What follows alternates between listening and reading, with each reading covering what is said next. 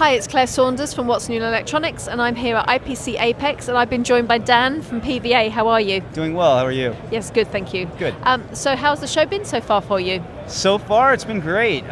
It's early. This is day one in the morning, so just right out of the gate, we had a very large wave of customers come through, and so far so good. Yeah. And you have got quite a mix of products on your stand this year. We do. Yeah. We do. Can you tell me a little bit more about them? Sure. So we are in the business of dispensing and conformal coating. But we also do a lot of integration work, so we can customize to do anything really that our customers want us to do, whether it's in the dispensing of very minute droplets of fluid in very specific places, or it's a very broad scale conformal coating over a very, very large area. So we have equipment that kind of demonstrates each of those, along with a stand that shows off our valve technology, so people can come by and get in close and look closely at one of the valves and kind of inspect it a bit. So yeah.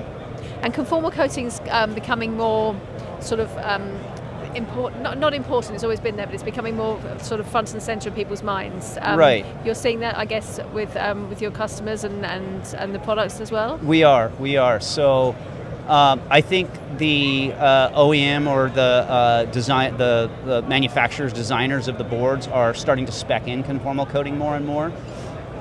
These boards are going into much more difficult environments under the hood. We've kind of known about for a while, but also going into outer space. So there's some new challenges that come along with that.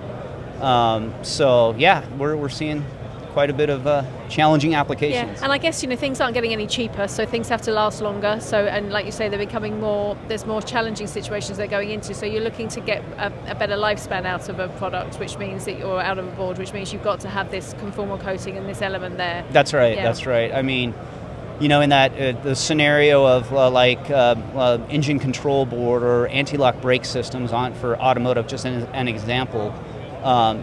They really need those components to last throughout the lifetime of the vehicle. Yeah. So if you're not coating them, you're adding risk to that. So more and more people are starting to design in conformal coating onto their boards. Yeah. I think in the olden days, I guess per se, people would send those out to contract manufacturers, and contract manufacturers would do the conformal coating work for them, like say in a spray booth. But as it's getting spec'd in more and more of that is being pushed out to the contract manufacturers, so their lead times are getting longer. Yeah. So a lot of our customers are kind of pulling that process back in-house so that they can have better control over lead time and quality to meet their specific quality requirements. Exactly, and stay within their time frames. So, yeah, I think that's big. Yeah. And when it comes to sort of the size of boards that you're seeing, they vary, I guess, from very small to very large groups that you're working with. So does that present any challenges for you? Does that present any opportunities for you? It can be a challenge. I think probably what we're seeing more of currently is expanding. Boards just getting larger and larger to support like Gen AI boards or anything going into like a satellite or a rocket it's just outside of the standard scope of what we've seen typically in SMT market. Okay. So we're having to kind of work around that. We have our standard systems, the Delta 6 and the Delta 8, which are really primarily made for SMT applications. Conformal coating and dispensing of like thermal greases or staking materials. But then we also have a line that's called the Flex Cell line. Okay. So it's basically an extension of those Delta 8, Delta 6 machines that can handle up to much larger boards, 30-inch by 30-inch or bigger. So we're really well positioned to meet that demand right now. Okay. Yeah. And you also have some software stuff as well that you're... We do. So we have a new software package. It's been out for a little bit now, but we're continuing to update it. That's Pathmaster X. Okay. PMX software really enables the user to do offline programming. So they take their board to the machine, and the vision system on the machine captures the images of the board and stitches them all together. Okay. Once they have that image, they can do anything. They can program it anywhere. We actually had a service engineer that was flying to a customer site and it was a kind of an emergency mode where we had to get some programs created. Yeah. The customer emailed our service engineer the stitched boards, and he did programming on the plane on the way to the customer site. So okay. it's not the way we wanted to do it. No, of course. A little bit more notice would have been nice. Right.